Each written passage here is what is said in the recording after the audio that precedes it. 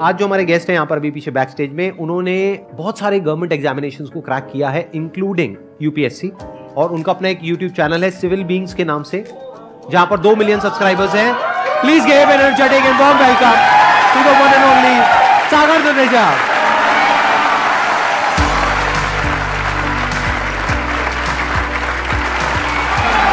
Sir क्या हालचाल?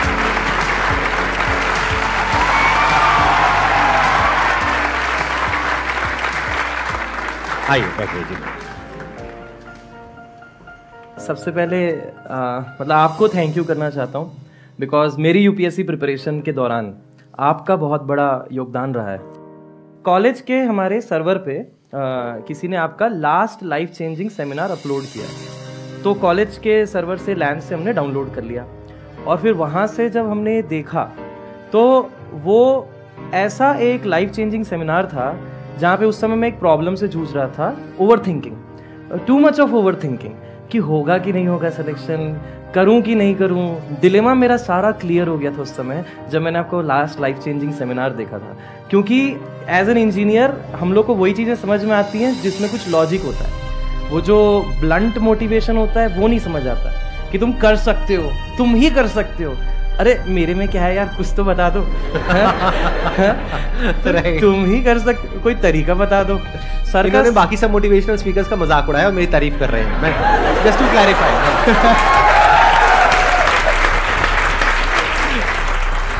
वो जो वीडियो है 2 घंटे 11 मिनट 28 सेकंड की, जिसमें 1 घंटे 12 मिनट 13 सेकंड पे ओवर थिंकिंग के बारे में बताना सर शुरू करते हैं, तो वो वाला पोर्शन तकरीबन मैंने 100 बार देखा होगा, ताकि ये इनकी बातें दिमाग में घुस जाएं कि ओवर थिंकिंग नहीं करनी है, रिजल्ट के बारे में नहीं सोचना है, बस तैयारी करनी है, मेहनत करनी है और 100% देना है। तो वो पोर्शन जो है मैंने बहुत बार देखा कि नो ओवर थिंकिंग। मेरी एक ही यही दिक्कत रही थी, और वो दिक्कत जो है आपने सॉल्व की थी। अरे वाह, क्या बात है।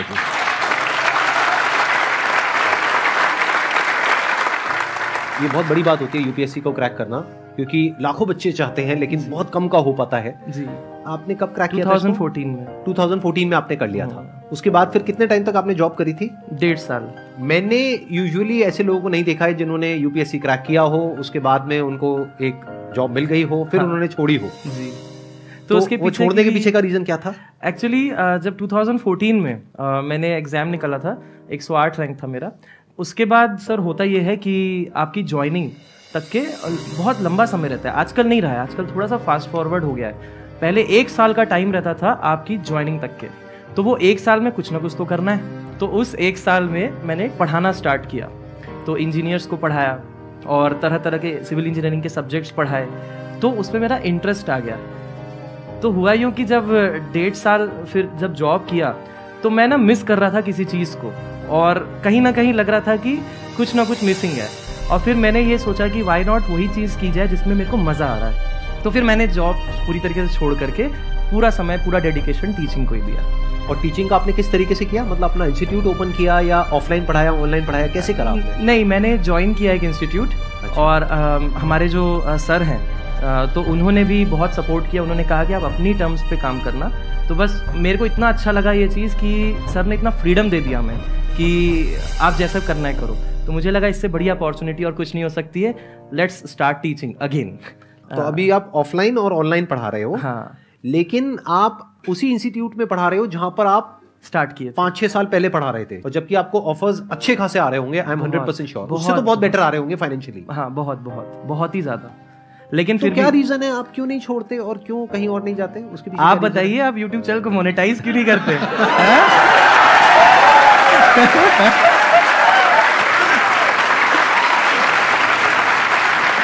नहले पे धैला।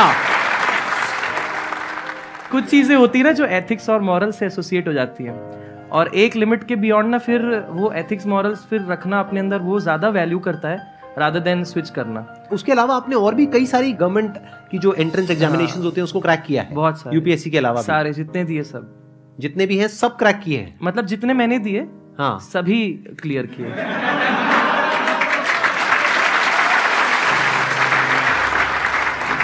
तो ये कहना गलत नहीं होगा कि पहले आपने खुद किया, फिर अपने एक्सपीरियंस के बेस पे बच्चों को सिखा रहे हैं, पढ़ा रहे हैं। जी, राइट? बिल्कुल बिल्कुल। so many students are preparing for government exams, be it SSC, CGL और UPSC, बैंकिंग. तो ऐसी क्या चीज़ है जो हमें बाकी स्टूडेंट से मतलब थोड़ा डिफरेंट बना सकते हैं कि हम क्लियर कर पाएँ? मैं अपने स्टूडेंट्स को भी हमेशा यही चीज़ बोलता हूँ कि सबसे इम्पॉर्टेंट है सर कि एग्ज़ाम की नीड को समझना कि हम किस एग्ज़ाम को क्रैक कर रहे हैं. आजकल क्या होता है कि सिलेबस जैसे क्या होता है, बहुत सारे कोचिंग्स, बहुत सारे ऑनलाइन ऑफलाइन इंस्टीट्यूट्स इतने हो गए हैं कि आपको क्या करते हैं कि थोड़ा थोड़ा एक्स्ट्रा पढ़ा देते हैं. जैसे कि इन्होंने मान लीजिए ये टॉपिक छोड़ दिया था, वो दूसरे टीचर ने एक दूसरा टॉपिक पढ़ा दिया, तो स्टूडेंट को लगता है कि अरे ये तो एक्स्ट्रा पढ़ा रहे हैं. लेकिन आजकल क्या हो रहा है कि इस तरीके से क्या हो रहा है, एग्जाम क्लियर नहीं हो पा रहा है because there is information overdose.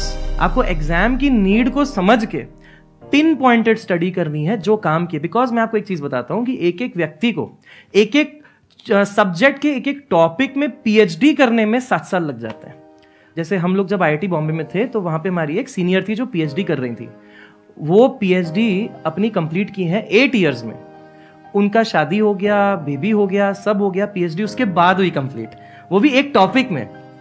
तो इसीलिए हमें उस लेवल पे नहीं जाना है कि हम रिसर्च करें, हमें उस लेवल पे जाना है कि एग्जाम की नीड क्या है, उस नीड को टारगेट करें, PYQs को बार बार देखें, समझें और फिर ये देखें कि जो हम पढ़ रहे हैं वो PYQs से मैच हो रहा है कि नहीं हो रहा है. कहीं हम इधर उधर तो नहीं जा रहे हैं. क्योंकि आपको एक चीज बता देता हूं कि जिस भी एग्जाम को आप ले लो, गवर्नमेंट के जितने भी एग्जाम्स हैं, आप ये पाओगे कि ज्यादातर जो क्वेश्चन होते हैं वो PYQs से रिलेटेड होते हैं. मतलब एग्जैक्टली वो नहीं होगा, तो उससे रिलेटेड होगा. तो अगर आप जितना स्टडी अच्छे से PYQs को करोगे, उतना बेहतर तरीके से आप अपने प्रिपरेशन को चैनलाइज कर पाओगे. अदरवाइज दिक्कत ये हो जाएगी कि इधर उधर की चीजें जब करने में जाते हैं तो टाइम वेस्ट भी होता है और उसका रिसोर्स मटेरियल फिर खोजेंगे, फिर उसमें फिर टेस्ट वेस्ट देंगे, तो वो सब क्या करेगा, वो रैंक नहीं जनरेट कर पाएगा, वो वेस्टेज ऑफ टाइम है. ठीक है, तो ये बहुत इंपॉर्टेंट है. Study the syllabus, study the PYQs before actually studying the subject.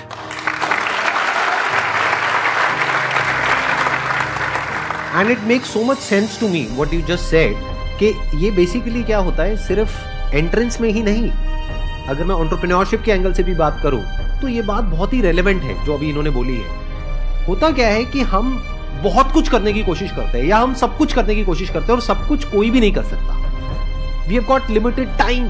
तो उस लिमिटेड टाइम में आप क्या कर रहे हो, उस टाइम को कैसे यूज कर रहे हो, वो बहुत इंपॉर्टेंट होता है. चाहे आप बिजनेस कर रहे हो, चाहे आप पढ़ाई कर रहे हो, इस बात को ध्यान से समझ लेना. मतलब मैटर ये इतना नहीं करता है कि आप क्या कर रहे हो उस टाइम में, मैटर ये करता है कि क्या नहीं कर रहे हो, क्या छोड़ रहे हो. एग्जैक्टली. ये बहुत एक्सपीरियंस की बाद में ये बात समझ आती है. जो बात अभी इतने आराम से इन्होंने बोल दी ना, ये बात जल्दी से लोगों की बुद्धि में घुसती नहीं है. You need to have a clear focus. जैसे एक एंट्रेंस एग्जामिनेशन की बात करी जाए तो उसमें एब्सोल्युटली क्लियर होना चाहिए, एक पैटर्न देख करके कि लास्ट 10 ईयर्स का क्वेश्चन पेपर्स का ये पैटर्न है. उस पैटर्न के हिसाब से आपको समझ आ जाना चाहिए ये मेरा दायरा है. फिर उसके हिसाब से स्टडी करनी है. उसके बाहर जो कुछ है वो छोड़ देना है. मान लो 10% पॉसिबिलिटी है कि उसके बाहर से भी कुछ आ जाएगा, बट वहां पे अपना 90% टाइम क्यों लगा रहे हो. एग्जैक्टली. 80-20 का रूल चलता है लाइफ में.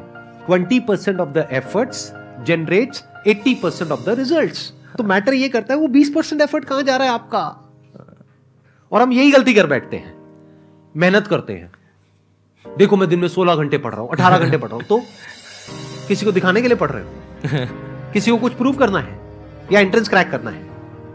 इसको ऐसे देखो, मेहनत किसे कहते हैं, जहां पे कुछ एफर्ट करना पड़े. बिल्कुल. और एफर्ट करने में मजा ना आए. क्लियर, यही है ना मेहनत की डेफिनेशन. बट अगर आप कहीं पर एफर्ट कर रहे हो और रिजल्ट गारंटेड है, उसको मेहनत कहोगे या वो मजा हो गया.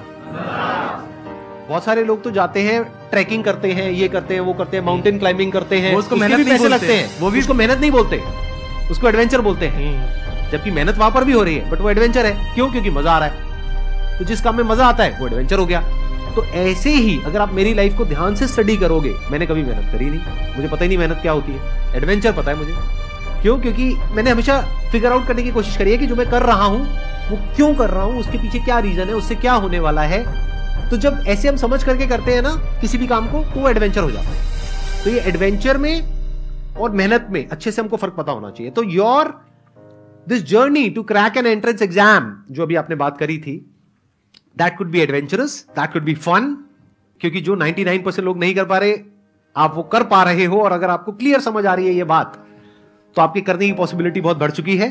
फिर चाहे आप वो कर रहे हो, चाहे आप कोई बिजनेस कर रहे हो, व्हाटएवर इट इज, तो वो एडवेंचर हो गया, वो फन हो गया। बट अगर ऐसे ही कर रहे हो जैसे सब कर रहे हैं, तो हार्ड वर्क हो गया भाई।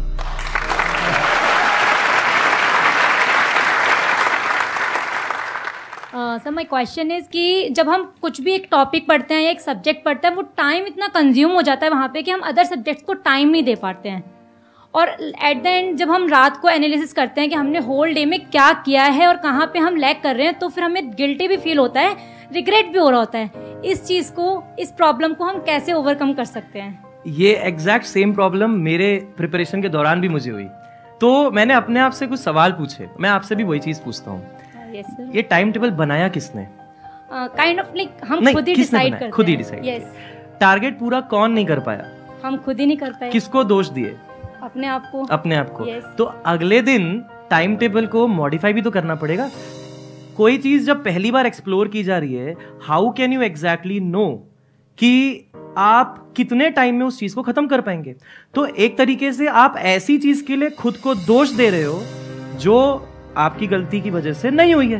बिल्कुल ठीक बात है। तो ऐसे चीज के लिए दोष खुद को देना ही क्यों है?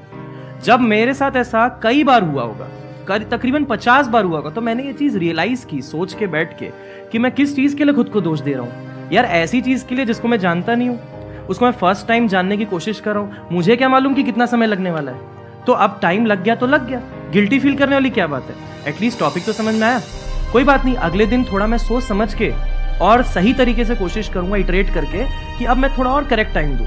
ये इटरेटिव प्रोसेस है, जैसे जैसे आप करते जाओगे ये इटरेशन सही बैठता जाएगा, उसमें भी मार्जिन ऑफ एरर है। लेकिन जैसे जैसे आप पढ़ाई को आगे बढ़ाओगे, आपको रियलाइज होना शुरू हो जाएगा कि इस टॉपिक को करने में लगभग इतना समय लग सकता है। इट्स ऑल इटरेशन, क्योंकि जो भी चीज फर्स्ट टाइम की जा रही होती है वो इटरेशन होती है, और उसमें खुद को गिल्टी करके वहां पे काम को रोकने कोई मतलब नहीं। समझे बात? एक्सीलेंट पॉइंट, बहुत बढ़िया पॉइंट।